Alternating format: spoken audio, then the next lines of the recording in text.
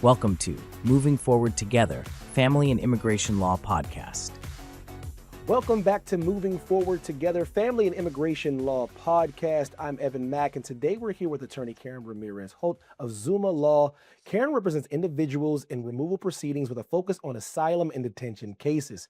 As an immigrant herself, she brings both personal perspective and litigation experience to helping individuals and families navigate immigration court.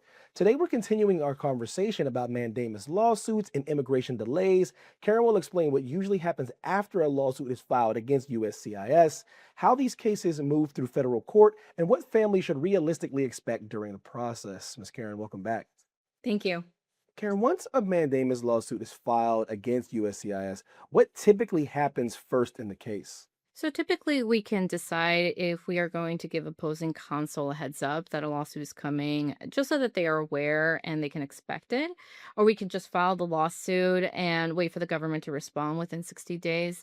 Oftentimes the decision of whether or not to let them know ahead of time can depend on the relationship between the federal attorney and the attorney filing the lawsuit. Which government agencies or attorneys usually become involved after the lawsuit is filed? What role does each one play? That depends on who is named in the lawsuit, but many times it'll be the Department of Homeland Security and the Department of Justice. An assistant U.S. attorney will be the attorney from the Department of Justice who will be in charge of working on the mandamus case, as they do when they represent the government in any federal lawsuit.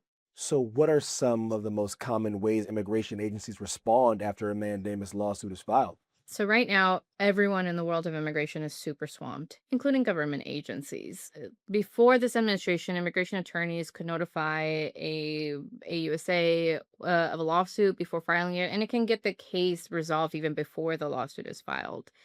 Now, it's not uncommon for the government to come back on day 58, 59, asking for an extension.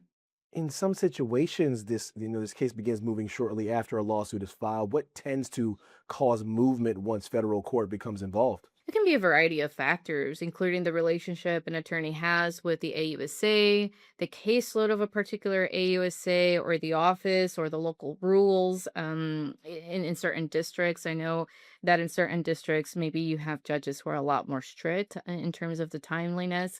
So there's a variety of factors. Does filing a mandamus lawsuit change the way USCIS evaluates the underlying immigration case itself, or does it mainly affect the timeline? Theoretically, it shouldn't affect the outcome of a case. Having said that, I have known of a case where it appeared that USCIS retaliated against the petitioner, but that seems to be rare. Although rare, it is important to inform the client of that possibility before moving forward, though. What should families understand about how long a mandamus lawsuit itself may take once it enters federal court? Mandamus lawsuits can take a while. It's not a quick fix. And although a mandamus can take sometimes months to resolve, at least you're getting an answer. Whereas if you don't pursue anything, you could potentially wait endlessly without your case ever being resolved or your case ever being adjudicated. So although this is not quick, at least you can get an answer. What kinds of situations make a mandamus lawsuit more complicated or maybe less effective, Karen? So it can become a little bit more complicated when we're dealing with certain petitions or with ever-changing processing times. So in some jurisdictions, obtaining a bona fide determination, for example, for a U visa is a discretionary decision. Therefore, mandamus can be denied. There are certain districts where the judge will say, this is a discretionary decision. I can't force the agency to do anything.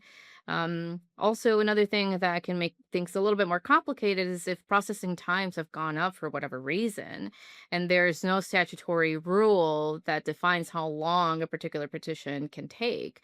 So it becomes harder to argue that your case is outside of the processing times. And I know this is specifically something that we're dealing with a lot, for example, for DACA renewals and EAD. With DACA, again, that goes back to the whole discretionary thing. So there's a little bit of a gray line there, at least how I understand it. But work permits, you can have a little bit more of a leeway with that to make some arguments. But again, those are taking a very long time now. So, something that could potentially take 5 months and and now you're at 7 and you could say, hey, it's supposed to be 5 months. Now the processing times can be 8 months, and so now you do have to wait. So changing processing times can also make things a little tricky. You kind of touched on it a bit though, but do you have another example that helps illustrate how a mandamus lawsuit affected the timeline or outcome of an immigration case?